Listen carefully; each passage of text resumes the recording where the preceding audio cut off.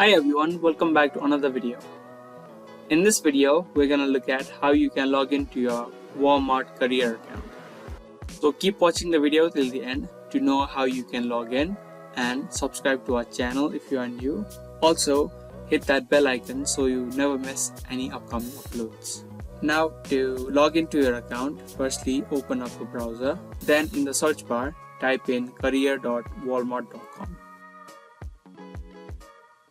Now after you land on the website of Walmart Careers, you can see a login option on the top right corner of the screen.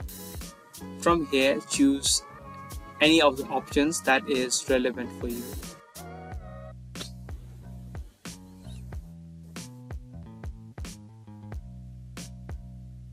Now type in your email address, then type in the password.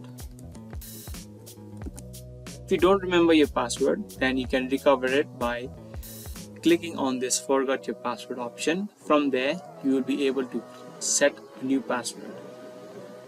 If you've not created your account yet, you can create an account by going through this link.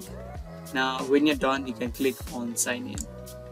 And after you hit sign in, you will be logged in to your Walmart career account.